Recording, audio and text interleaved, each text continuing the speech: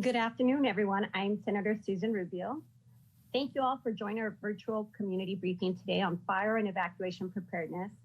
California is currently experiencing 27 major fires all across the state, and unfortunately, we're experiencing one in our very own backyard, the BOBCAT fire that has burned over 109,000 acres. We're going to have our firefighters on to ensure that we have those accurate.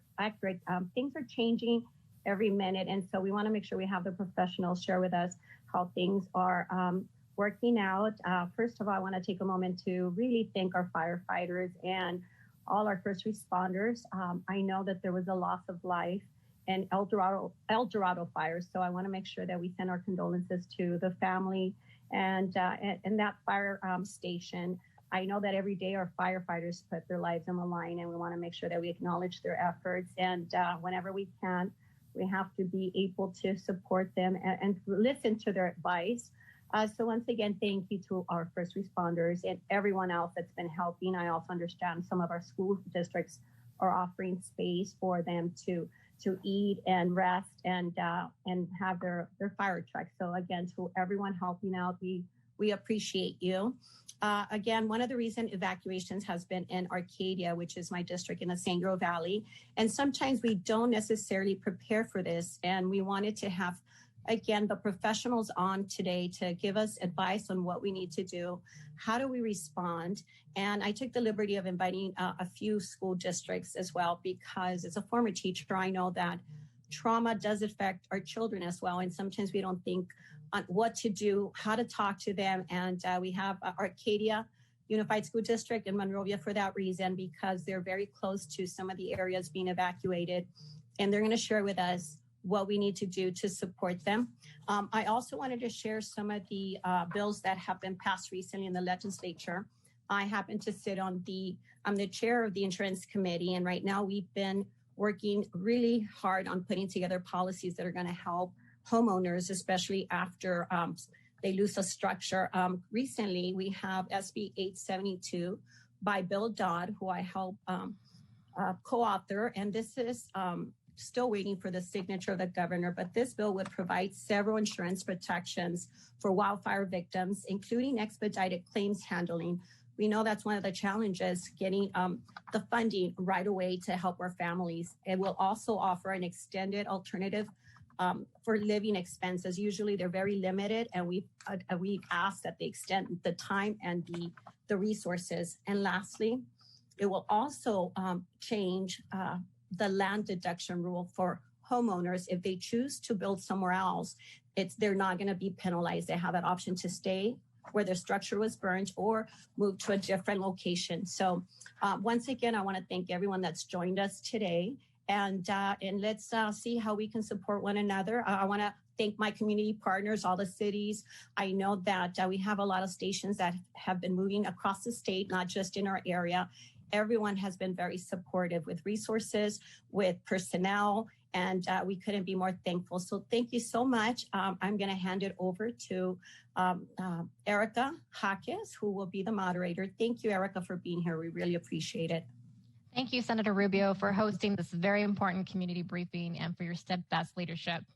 We'd now like to welcome our amazing leader and supervisor, Chair Catherine Barger, representing the 5th District, to provide her remarks. As duty calls, she is very busy, and so we're happy to have her provide her remarks at this time. Thank you. Thank you, Erica, and thank you for joining us for the latest on the BOBCAT fire. I am so grateful to Senator Rubio for inviting me to join you. And I have to say, Senator Rubio, you are what make my job easy, because I know that I have a state partner who's recognizing the needs at the state level that are going to benefit us at the local, especially when it comes to issues around insurance, which we're finding now that many people are underinsured or even can't get fire insurance. So I want to thank you for your leadership and the work that you are doing and that we're doing together. So thank you very much. I'm deeply grateful to our firefighters for their tireless work battling this blaze. And as Senator Rubio said, we've lost a firefighter, and our hearts and our prayers go out not only to his family, but to the entire firefighter family throughout the state and throughout the country. We have many impressive tools in our firefighting arsenal, but our greatest resource is truly the dedication and skill of our incredible firefighters. I have been personally moved to see the ways this emergency has fostered unity and commitment for the common good. During this time of crisis, as it relates to the COVID pandemic, you can see the worst, but you also see the best in people.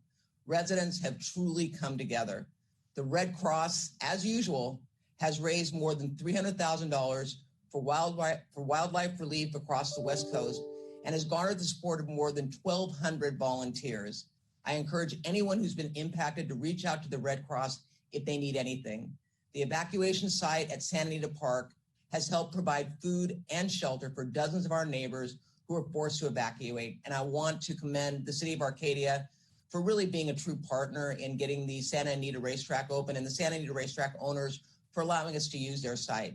Generous residents in the San Gabriel Valley even volunteered to open their own homes to look after one another's pets. Firefighters at every level, Angeles National Forest, CAL FIRE, County Fire, and our city partners, Arcadia, here in the San Gabriel Valley, are working in collaboration to protect our residents' homes and businesses. We can't let our guard down. While we are allowing people to go back into their homes in the Antelope Valley, people are still under warning, and I encourage people, for your safety and theirs, please continue to heed the directions of our first responders. Make sure you're always prepared. Please download the fire department's Ready, Set, Go guide. This is a thorough checklist, which I use, and it covers all items you'll need, including non-perishable food, water, important documents, pet supplies, and a first aid kit. You can find the entire guide at fire.lacounty.gov/RSG. For evacuation preparedness to recovery, our county departments and state agencies are here to assist. I want you to use all the resources that we are providing. We're here for you, and I promise you we will get through this together. I sit on the AQMD board, and I want to give you an update on that. Air quality has been a challenge, and I would encourage anyone, if they have any questions or need information, they can go to iqair.com or the aqmd.gov website to get information. But I would ask you, if you have any problems as it relates to asthma, please stay in the house, keep your air conditioning on, and try to limit any exercise you do outside. Air quality is a challenge. And I also want to commend the federal government and the Forest Service for being an incredible partner. This has been a unified command. Resources are stretched thin. We've got fires throughout the entire state. We are at the beginning of fire season, and the federal government has been an incredible partner with the county fire and with all of our cities. So I want to personally thank you and your leadership. We are going to get through this. We're going to get this fire out.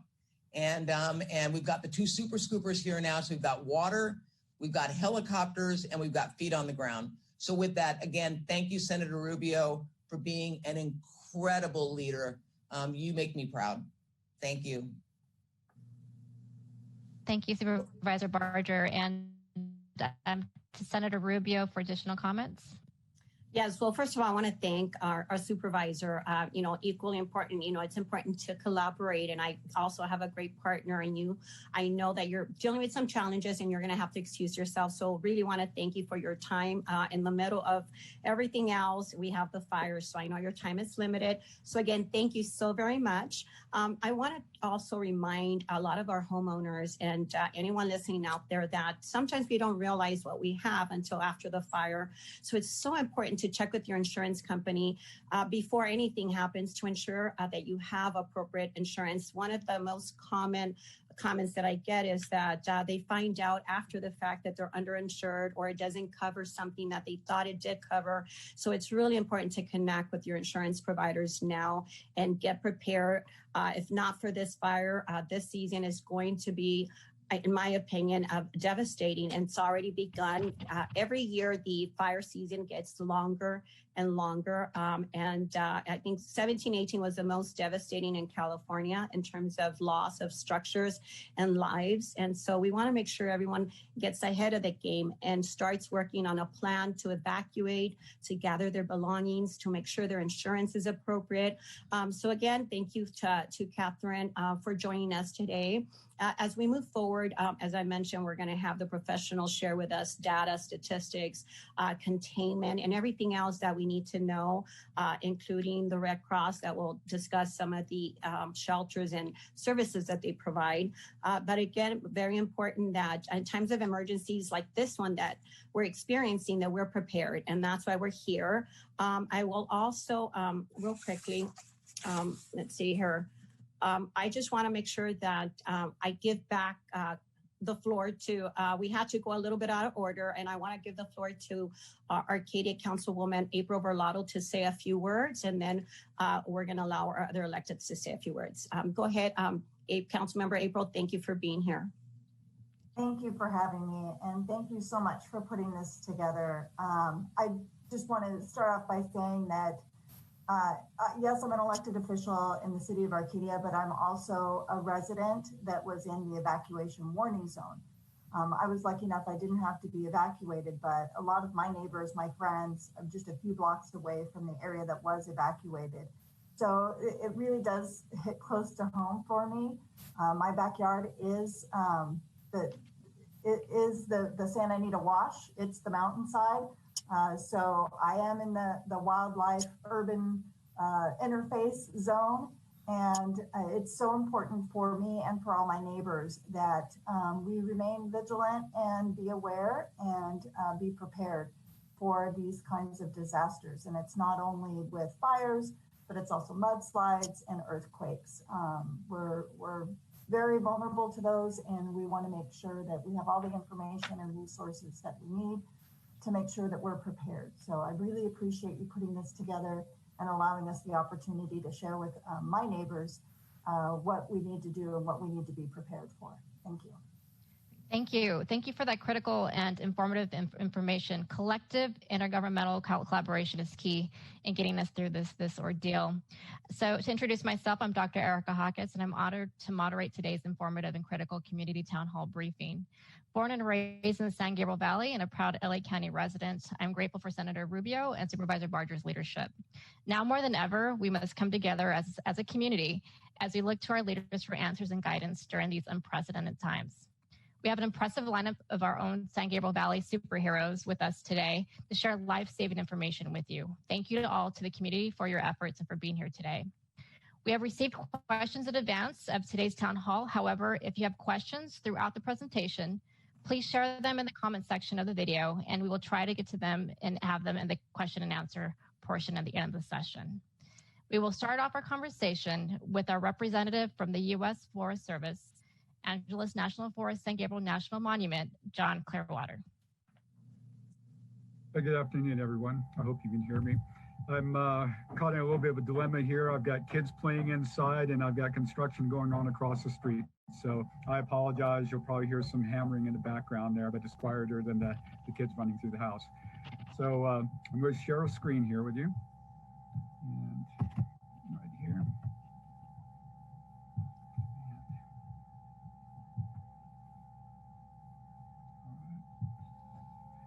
I hope you can see that screen. All right.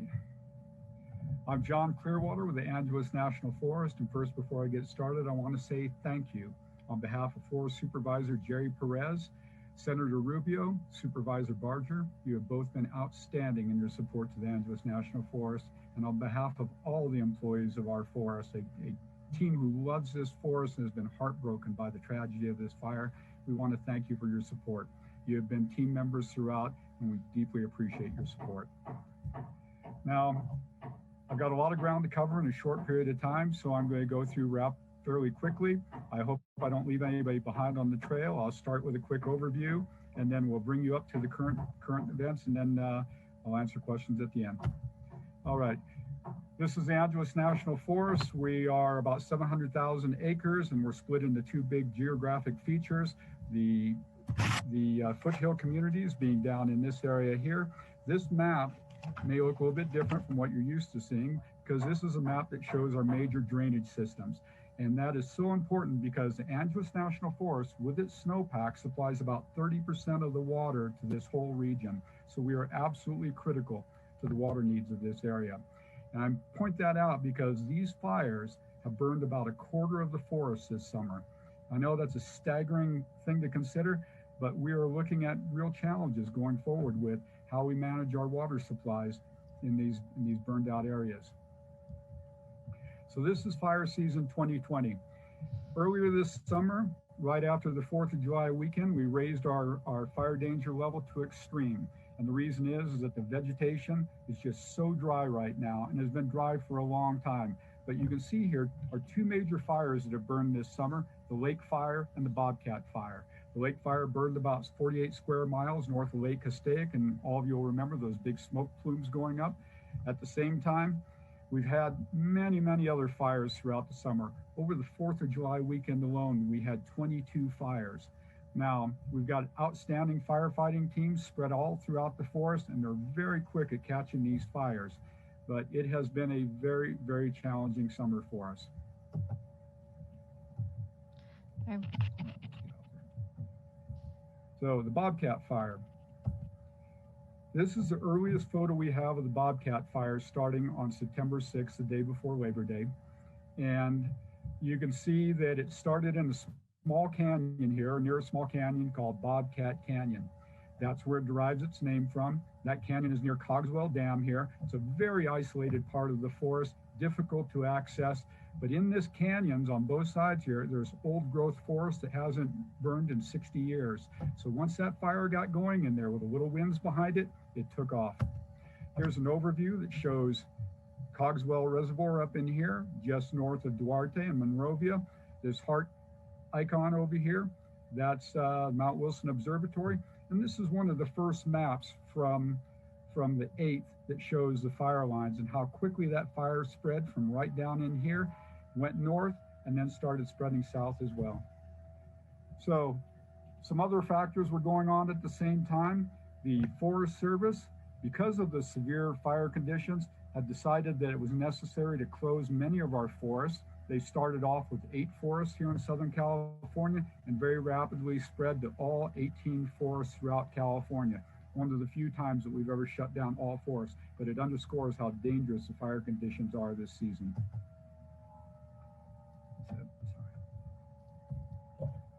So you can see here that at the time that this fire started, around September 10th, we were one of 29 fires burning across California.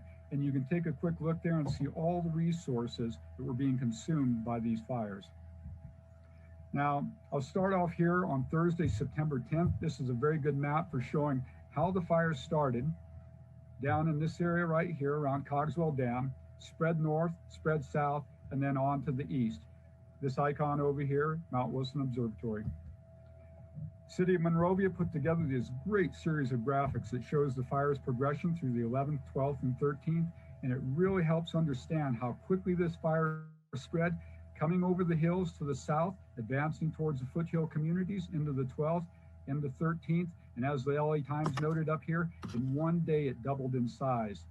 The saving grace for us in all of this was the Santa Ana winds that were forecast didn't appear as strongly as they were expected. If that had happened, it would have been a completely different story, and you'd be looking at something closer to pear blossom. Again, a couple other highlights from the 14th. Evacuation orders were issued for Arcadia and Sierra Madre, and Supervisor Barger signed a proclamation declaring a state of emergency. That was very helpful. Mount Wilson Observatory became a major focus of the fight as that fire advanced onto over $1 billion worth of transmission equipment. And that tower has a huge historical significance. And so we have put so many assets into protecting that tower. Here's another photo, this one taken from just a couple days ago, showing how close the flames have come to this tower. It has been touch and go on a number of occasions. This fire has grown so big that you can see it from space through satellite heat signatures. This is the BOBCAT fire here. Over here to the east, this is the El Dorado fire near my home. This is Big Bear Lake where I live and speaking to you from now. And I'll point out to you here the smoke plume blowing south here from the BOBCAT fire. If that smoke or if the winds blowing that south had been stronger, we could have been looking at a much different event. On the 17th, this is a critical day. We've held up the fire advancing to the south at this point. It's been checked on the east by an old burn scar over here. And then in the north, the firefighters are trying to hold the line at the Angeles Crest Highway, Highway 2. And so far they've been doing good, but the winds started picking up Thursday afternoon, and by late Thursday, those winds had grown so strong that they overwhelmed the defenses here in the north, and the fire jumped the line, and by the next day, Friday, that fire will reach the community of Pear Blossom. Now, the incident management team that has been managing this fire has been outstanding. They are California Incident Management Team #1, and they are the best in the state, in my opinion. They are outstanding. They've been working since Labor Day on this fire, working 18-hour days, and they have put themselves completely into defending our communities and defending our forest.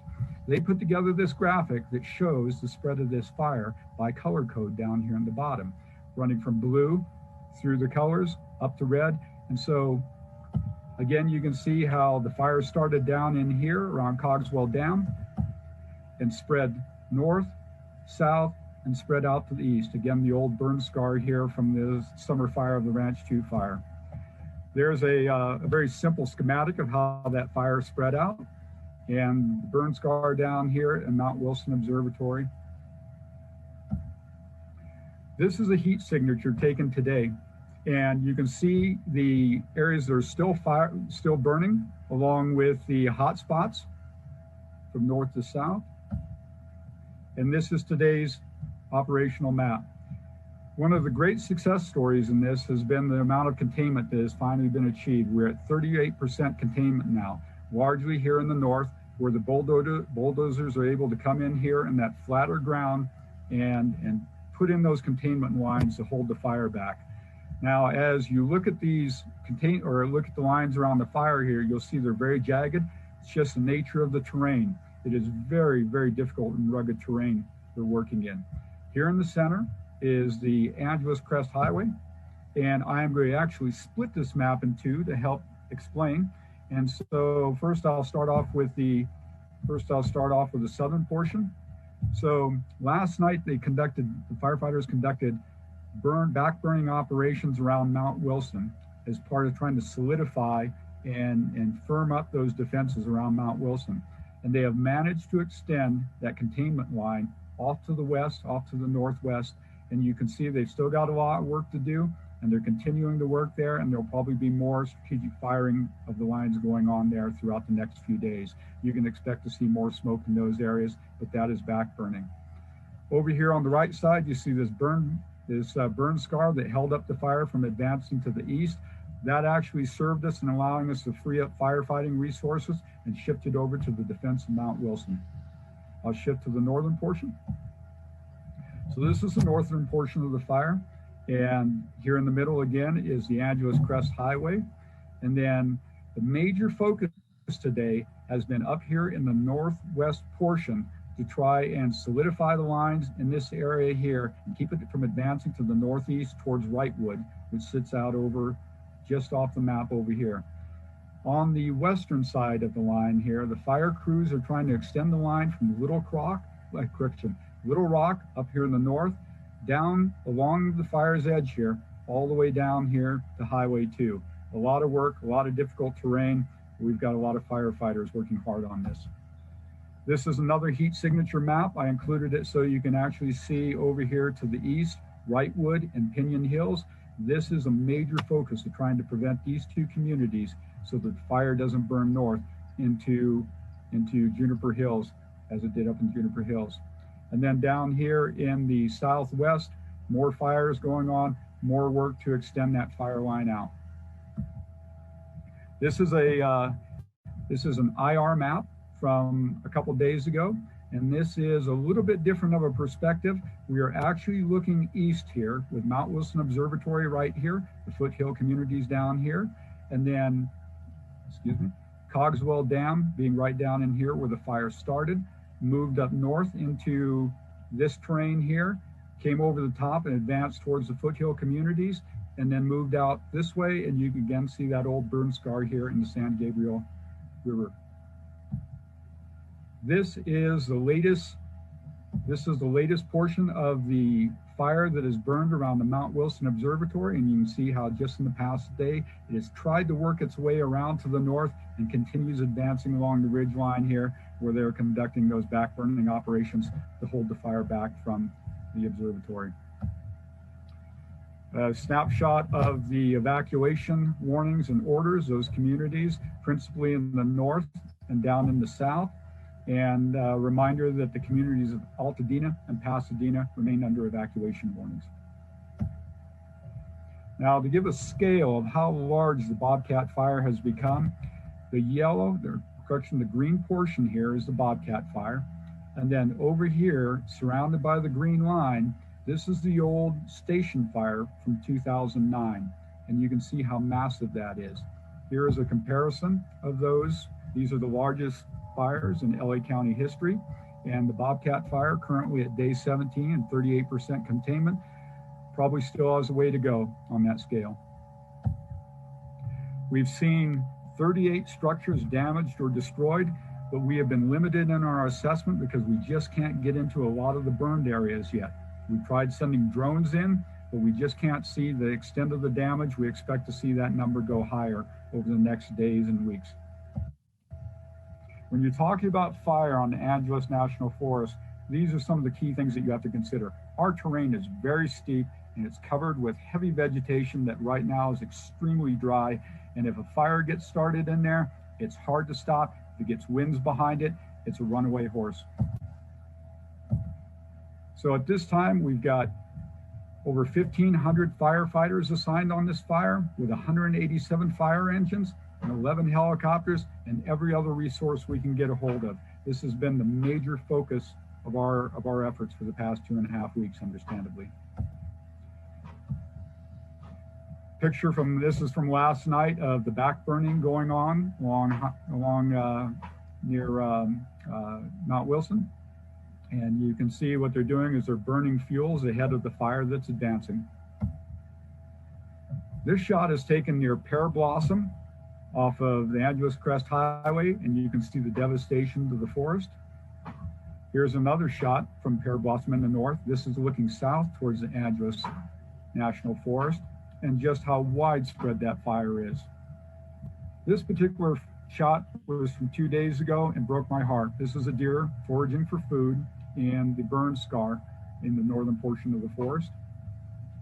And I do want to say thank you to all of those who have extended a little kindness to our animals during this very difficult time for them. And people have been putting out water for them, have been caring for them in small ways.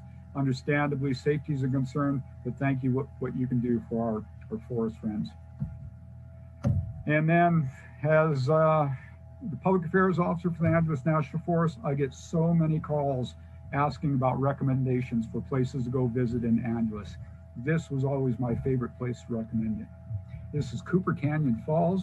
You can see here along Highway 2, the Angeles Crest Highway, where it joins with Highway 39 here. Cooper Canyon Falls sits right in here. The fire line over here on the right had been held in that same area. And then the winds pushed it across Highway 2 and it jumped up there and burned right through this area. So I have no idea of the condition, but this was one of the most beautiful places on the forest, about a 3-mile hike, and hopefully someday we can all visit it again.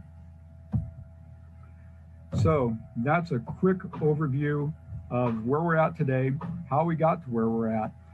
But I want to share with you that this fire has torn up this forest, the hearts of this forest. We have spent a lot of sweat and tears on this fire. And what I've found with my time with this forest is that Angelinos love their beaches, but they are passionate about the Angeles. And we deeply appreciate your support. So again, on behalf of the forest supervisor for the Angeles National Forest, Jerry Perez, we thank you for your time and your support, and you're in our hearts. At the bottom there is my email address. If you have any further questions, reach out to me at any time.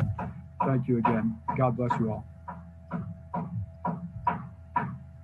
Thank you, John, for your leadership and the incredibly informative presentation. I agree, as an avid hiker of those hills, it's truly amazing. So thank you again for your leadership. Up next, we have Kevin McGowan from the Los Angeles County Office of Emergency Management to provide us with some updates. Kevin?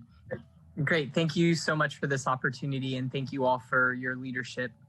The important updates I want to share with everyone related to the BOBCAT fire, and then just general emergency management and emergency preparedness. So initially, we'll frame it with the BOBCAT fire. One of the most important things anyone can do as it relates to preparedness is the emergency notifications and being accessible for emergency alerts. And so I really want to emphasize that people have the ability to sign up for localized emergency alerts through their public safety offices. So with Arcadia being Arcadia Fire. And in addition to that, the county provides some of those services. So I recommend everyone go to our ready.lacounty.gov website and learn more about alerts. And we can point people to their local emergency alert programs too. In addition to that, signing up for the county's alert system, which is called Alert LA. In addition to that, when we have these large-scale emergencies, we, as the county, help and assist providing one-voice messaging. And one of the great tools that people can access right now related to the BOBCAT fire, but in addition to other emergencies, is our lacounty.gov/emergency website. So right now, if you want to see what current evacuation warnings or evacuation orders are in place for the BOBCAT fire, you can go to lacounty.gov/emergency. And what's nice about that site is it can also point you to those other sites like Ready LA County, and then also our recovery site. So as the emergency continues to evolve, we are already in the phase of recovery. And so one of the things I'm very proud of with the teamwork that we've all put together from our local jurisdictions, the county, our unified command, is that we don't wait for the emergency to end when we start recovery. We start recovery right at the beginning. And this is critical. So one of the activities currently underway right now is what we call a local assistance center. Local assistance centers are basically one-stop shop, no hassle centers that help initiate the process for disaster survivors to recover from that emergency or disaster. It provides services on how to replace lost records, filing insurance claims, information related to cleanups and repairs and rebuildings, public and community resources, and guidance on general disaster recovery. Right now, because of COVID-19, we operate our local assistance centers a little bit differently than we have in the past. Usually they were a physical location where we would provide all of these in-person services. But to keep our residents safe and to keep us all safe during this pandemic, we actually are operating these local assistance centers now in a contactless or virtual type mode. And so the access point for everyone to know to get into a local assistance center program is through 211.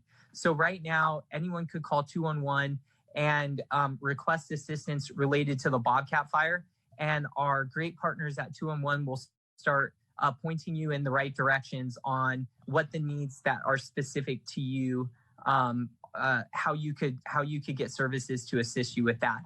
And then lastly, I'll just leave everyone with, in general, we have quite a bit of recovery information specifically for fire recovery on our recovery website, which is lacounty.gov/recovery. Anyone can go to just lacounty.gov and find the buttons to press to get to the recovery or the emergency site. So to make it easy, everyone can just go to lacounty.gov, or you can go to emergency or recovery. And we have GIS maps available that show damage assessments.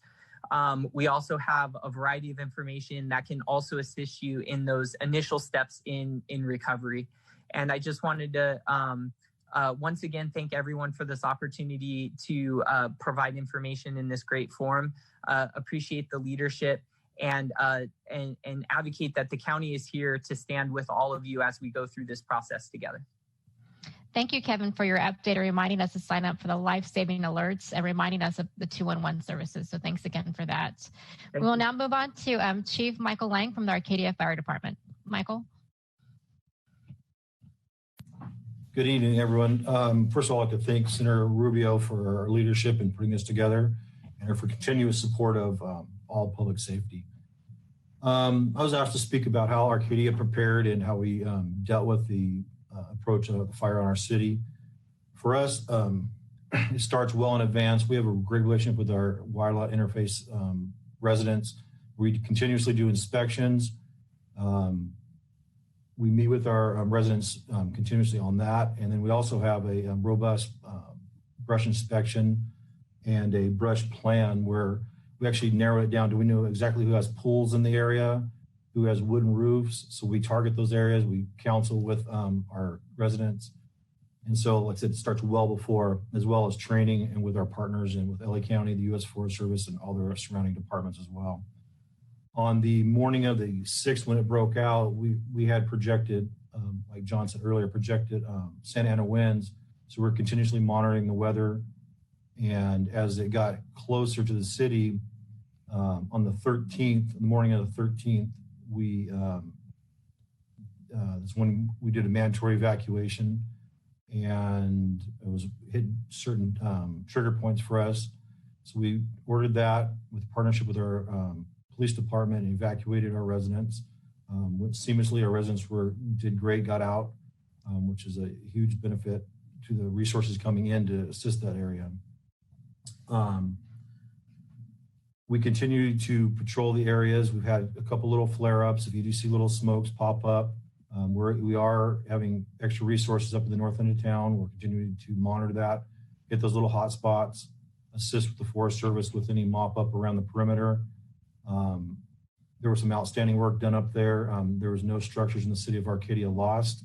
It burned up just to our Wilderness Park boundaries and slightly creeped inside, but no structures were lost, residents or city buildings. We're moving forward. We're looking forward to what recovery looks for us. We're continuously communicating with our residents on that. We're meeting with our Public Works Department. We're meeting with the county, the state, as well as federal partners to discuss what mudslides could look like, geologists, hydrologists, and so on. So we do have that preparedness process starting for what the next phase for us looks like. Again, I thank you for the men and women of the Arcadia Fire Department. Thank you for this opportunity. Thank you, Chief Lang. Now we'll go over to Erica Frostos Agado, Executive Director for the American Red Cross. Hi, everyone. Good afternoon. Thank you to our Senator Rubio for inviting us to participate, to our Supervisor Catherine Barger, and to all of our partners at the city level, our emergency partners, for your continued support. We really do appreciate it. Thank you. So I'm going to be talking to you a little bit about what the Red Cross activities look like right now. So starting with the current evacuation, our evacuees. So in response to evacuation orders on September 8th, we did open up an evacuation site at the Santa Anita Park, which is now closed. It closed on September 17th in response to the repopulation of residents. However, those that are still impacted by the fire in the foothills can always call our 1-800-675-5799 number. Around that same time, the fire moving into the Northern Valley communities, in response to the evacuation orders there, we opened up a second evacuation site at Palmdale High School, which remains open right now. All together with the foothill communities and the Northern Valley communities, we are currently supporting 174 evacuees. Now that number fluctuates. It was higher a few days ago. Now individuals are starting to repopulate, so that number is fluctuating. But we continue to support, and what that means is a safe place to stay.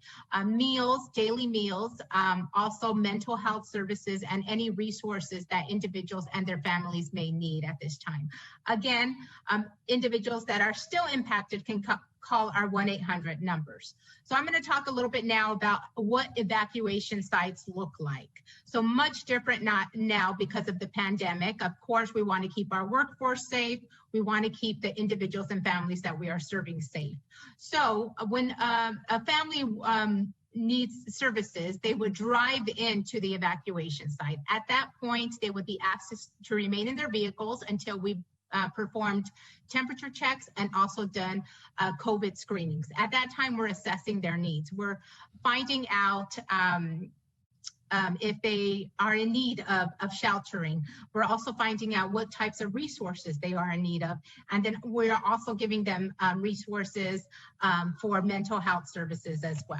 So we continue to support families even after they have repopulated.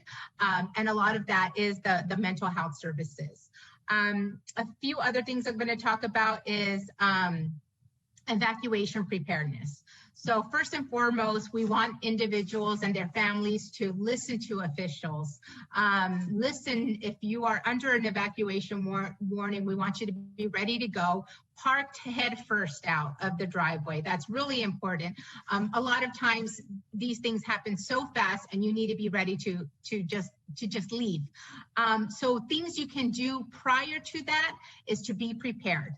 Download the American Red Cross Emergency app. Make copies of your important documents, including birth certificates, driver's license, medication. If you are currently taking medication, take copies of your prescription as well. Have your kits available. Another thing that people sometimes forget is pets. Make sure that your pets are in one area, so last minute you're not looking for them. That's really important because our pets are our families and we want to take care of them. Other things to think about as well. When evacuation orders are lifted, please again listen to the officials for that, but you can safely come back into your homes. The Red Cross, we will continue to support as long as we're needed, of course. Again, individuals, even though we don't have a site open right now at the San Diego Park again, you can still call the 1-800-675-5799 number. And we will, we also have a website that I want to share with everybody, the redcross.org/wildfire. You can visit our website for additional information. That is my report, and I will be available for questions. Great. Thank you, Erica, for showing how our residents can receive immediate services in critical times of need from the American Red Cross, and for reminding us of the key evacuation protocols and emergency preparedness. So thank you for that. Thank you. Sure. From the city of Arcadia, we now have Council Member April Verlato on cleanup and recovery. Thank you. Yeah, so I just want to start with, this was a much different evacuation than we had experienced in prior years. So probably for Arcadia, it had been about 20 years since we had experienced an evacuation. And 20 years ago, we weren't all working from home under orders to stay home or stay safer at home. So all of a sudden, home wasn't so safe. And usually when we have an evacuation, it's at the community center. Our local community center opens up, they have water, they have food, they have all these great things. Couldn't do that during this evacuation. So we really had to put together a whole new evacuation plan. We're very lucky to have great staff with the city of Arcadia that worked and coordinated with the Red Cross to make the evacuation as easy as possible for our residents. So we were really lucky for that. And I also wanted to take a moment to share the resources that we have here locally in the city of Arcadia. And I'll just see if I can pull up the flyer that we have. And this flyer I will, oh no, I lost my flyer. No, I don't have my flyer. Where did it go? So I won't pull it up. We do have resources, local resources for Alert Arcadia, Nixle, for people to sign up, as well as what's called Community Connect, where you can go into the city's website at arcadiaca.gov and sign up through our fire department. It's all confidential information that allows residents, it's only for the city of Arcadia to tell the fire department what your special needs are if there is an emergency. So, and this applies to anything, whether it's a fire evacuation or an earthquake or a mudslide. It lets our fire department know who's not mobile, that needs help or assistance getting out of their home, who has special medical needs. what prescriptions you're taking, so that they can check on that and make sure that those things are gathered for you and help with that and assist on it. Understand that people were very nervous and anxious when the evacuation warning went out. Everybody was wondering, how do we know? When do we know? How long?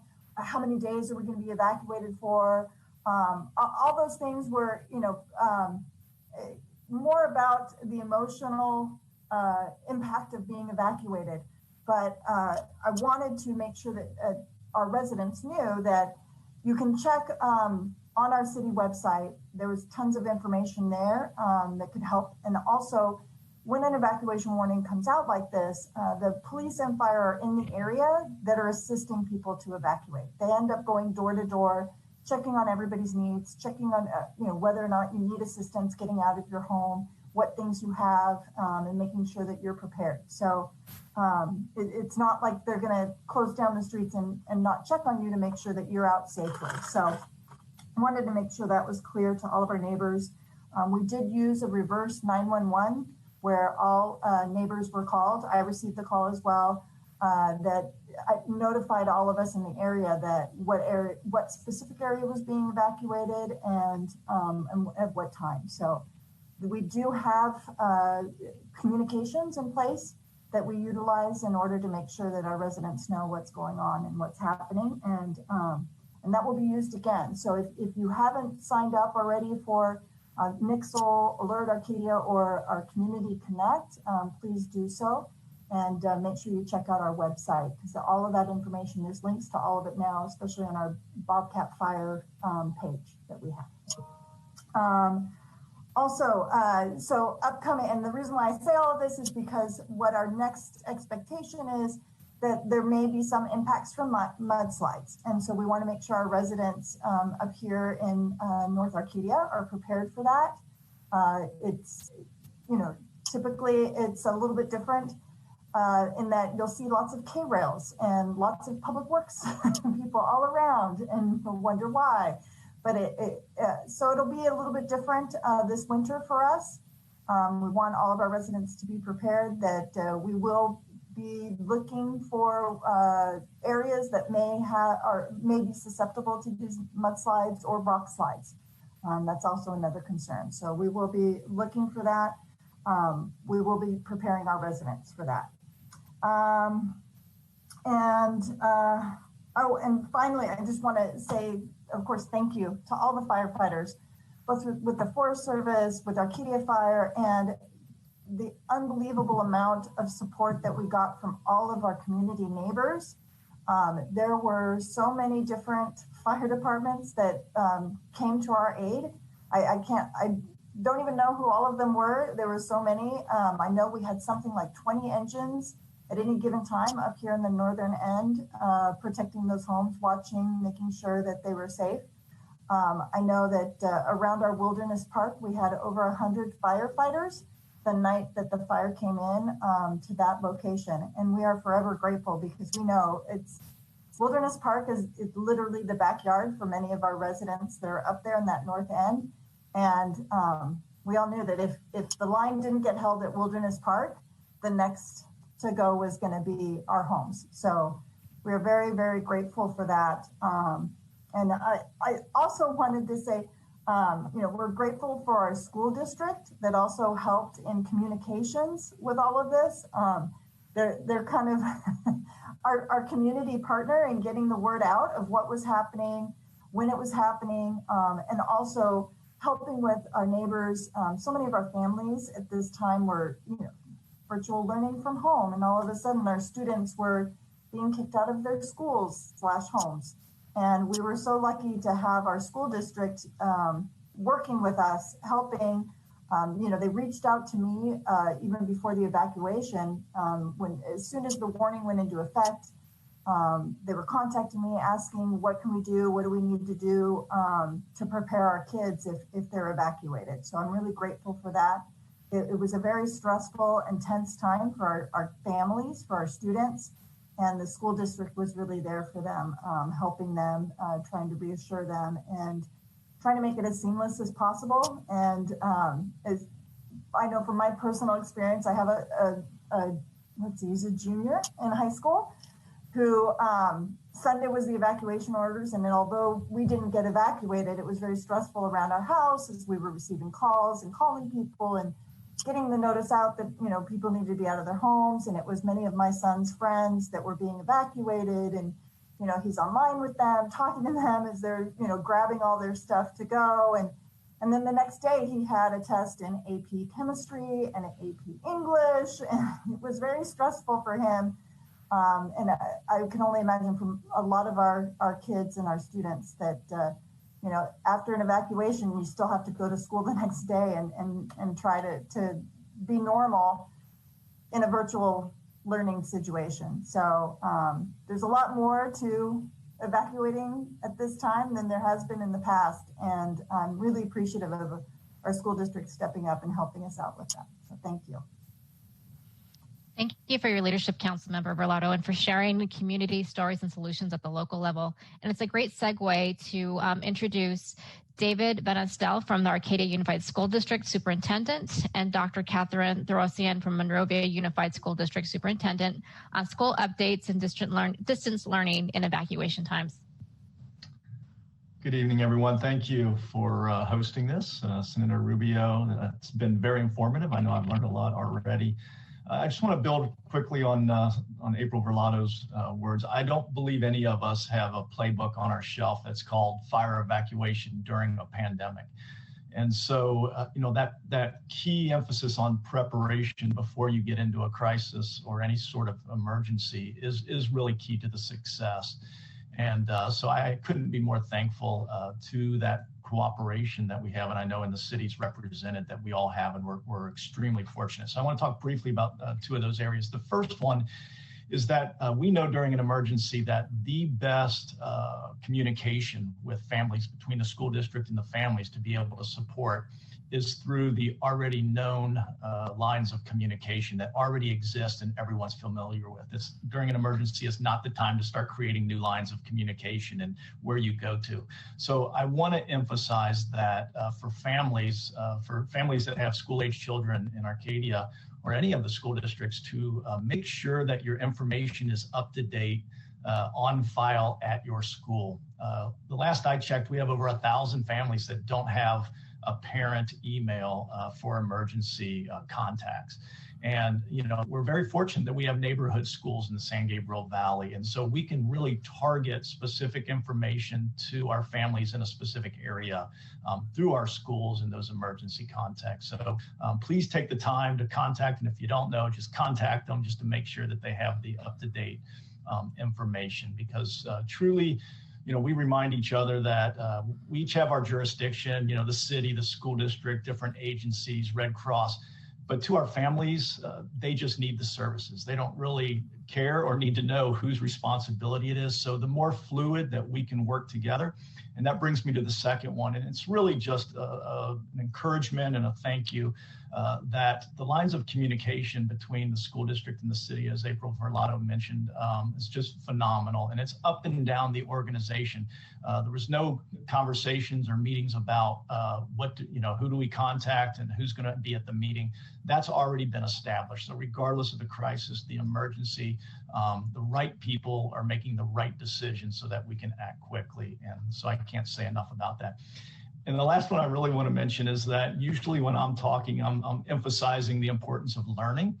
And it was amazing how many families reached out while they should be packing and were concerned about their students in school. And I just want to remind everyone that our priority always is on the safety and the health of our families, and that the schools and the tests and the learning is secondary in situations like this. And so, our ability to mobilize food for our families that don't normally participate in our free lunches, but wow, when you're being evacuated or you're displaced, that's a really important thing to be able to drive through and pick up meals for your children and for yourself.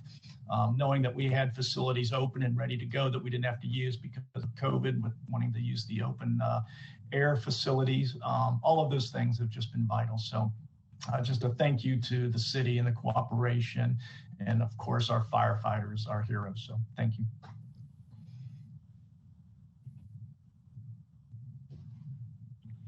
Great. And from our, I wasn't sure if you wanted me to just get started.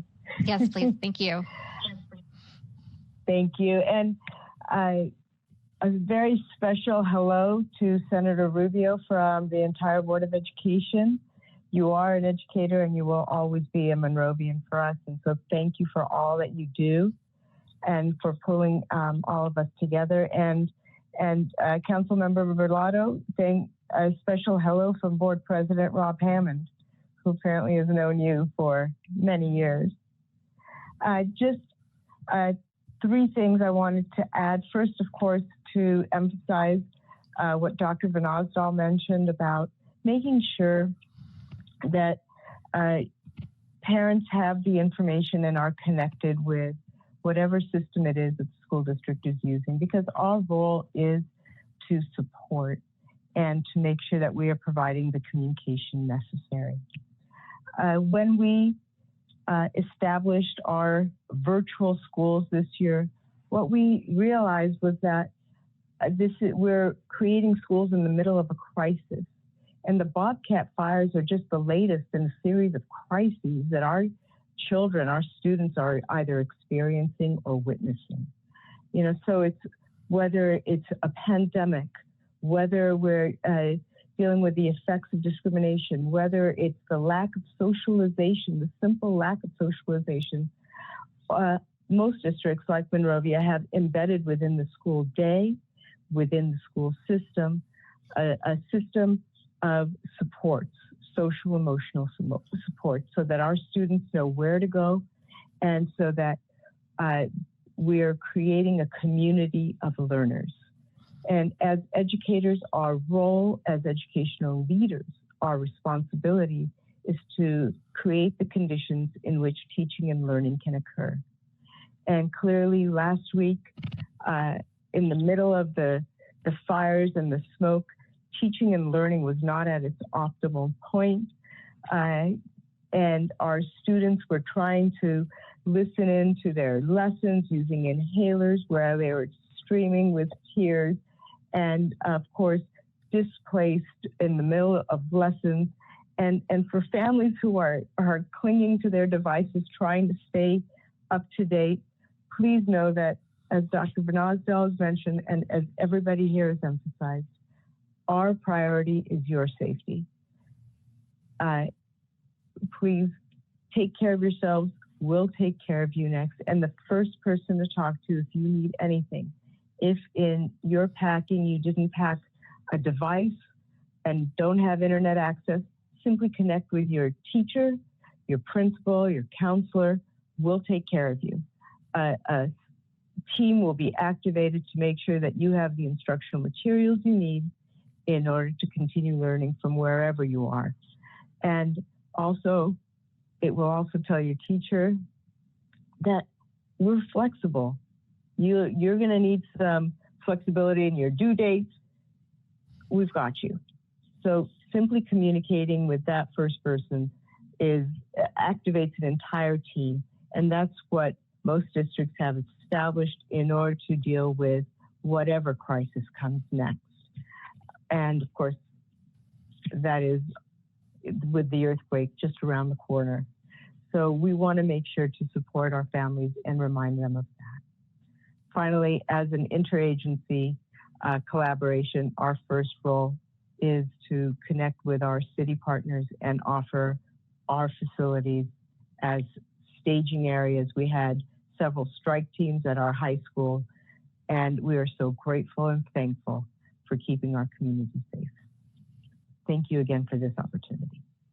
Great. Thank you both for taking the time and for sharing this valuable information.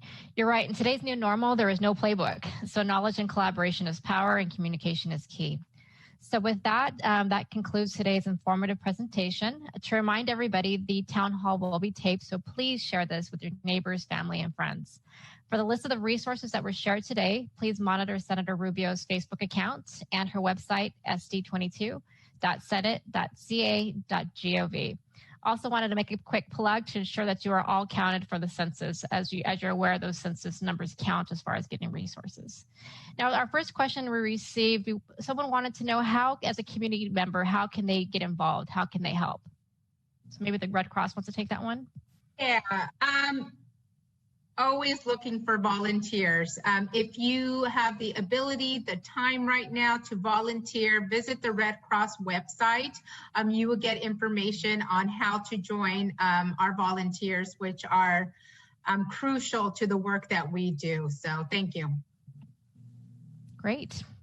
Next question we received. People want to know, Chief Lang, what are the simple things they can do to be ready for a possible evacuation? What can they do to keep their homes safe from embers that travel in from the wind? Well, two great questions. What they can do to get ready for evacuation is, like I think John mentioned earlier, within the county, we use a Ready, Set, Go.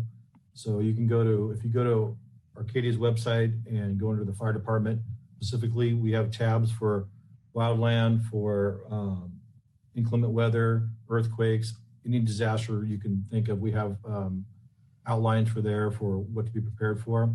But yeah, like we said earlier, make sure you're ready, you pack up, and then when the biggest thing you can do is when we say go, it is to go. That way you're safe, you're out there, we can come in and protect your property. The other question about embers from the wind is, so we do a robust fire prevention program on our north end. So things you can do to help us and things we look for when we go is keeping any limbs trimmed off your roof. Make sure you clean your roof of leaves and your gutters of leaves. If you have a hillside behind you, we require a 100-foot clearance.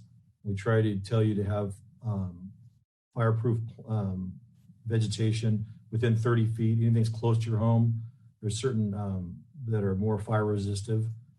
You can go to our website. We have that on our website. And then vent covers. They make vent covers now that automatically close if the temperature gets, or you can just get a fine mesh vent cover. Again, all this stuff is on our website as well. And that's it. Just monitor our Community Connect, our city website, and we'll get all that information through that means to you. Great, thank you. And one last question for Kevin. What specific services do local assistance centers provide?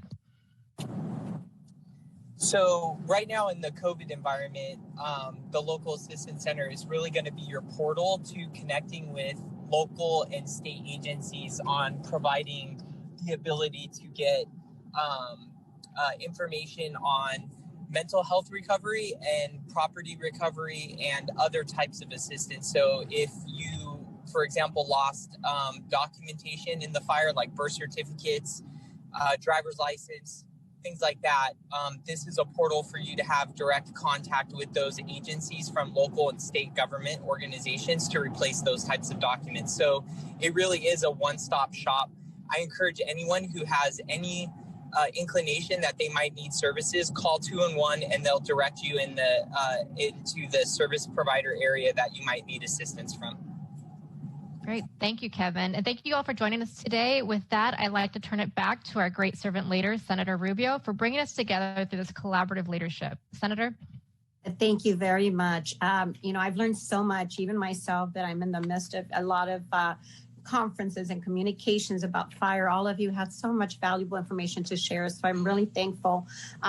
John Clearwater, when you were talking about the fires and the impact, I felt it in your voice. It's such a personal thing for all of us, not only because we know that there's exposure to human life, but we never necessarily stop and think about, our forest little ones, animals that are now being displaced and the help that we need to provide them. So I also want to thank all of those that were offering water and trying to help out in that regard. Thank you. Kevin McGowan, thank you so much for being here. And I think it's really important that we focus on some of the things you said, but for me, it really stood out, the 211 alerts and also the local assistance center, which is a one-stop shop to ensure you have what you need and guidance to stay safe. And to our Arcadia Fire Department, thank you. I believe I heard that there is no loss of structures. And I think that's commendable. And I hope that we continue in that path. I know there's a lot of anxiety around losing personal belongings. As we know, some items cannot be replaced. So thank you for your service, and please thank your entire staff and firefighters on all of our behalfs, on behalf of California, for their help.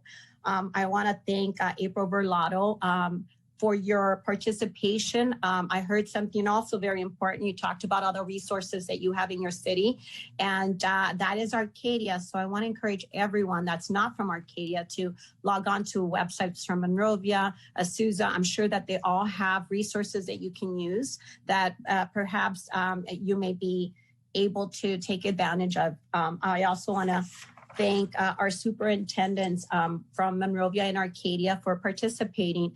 I heard about everything that you do, and something that stood out to me is really important, because as a teacher, I know our kids have a lot of anxiety around completing projects and finishing work, but what's more important is the safety of our families. And yes, projects, homework, all that comes second, and we need to be able to at least take care of ourselves first. So thank you for all the services you provide. I was talking to Dr. Therosian, and she shared that they're using, I believe, the high school as a stage for some of the trucks and services. And so that's really important as well. So thank you. And lastly, I want to also thank it's Erica from the Red Cross. I also heard that you had 174 evacuees. I know the number changes depending on what day it is, but that's really important. I know you provide food, services, and a lot of the times you hear, please donate to the Red Cross, help out the Red Cross. Sometimes we don't know where our money goes, but this is a testament of how important that support system is, that we need to be able to help any organization that provides these types of resources. And to my dear friend, Dr. Erica Hackes, who's here today moderating, thank you for taking the time to gather all of us and moderate this event. So all of you, I ask that you stay safe. Once again, our gratitude and thankfulness for all our firefighters, and deep condolences for the gentleman whose life was lost, and their families, and hopefully they're coping. And my office is here. Anything that we need to help you with, we're here. I have a staff of 10 people that are always looking to be supportive. Go on our website. You can call our office. And thank you so much. So I'll conclude. I know we went over a little bit our time allotted, but I want to thank everyone once again, and stay safe. Thank you. Thank you.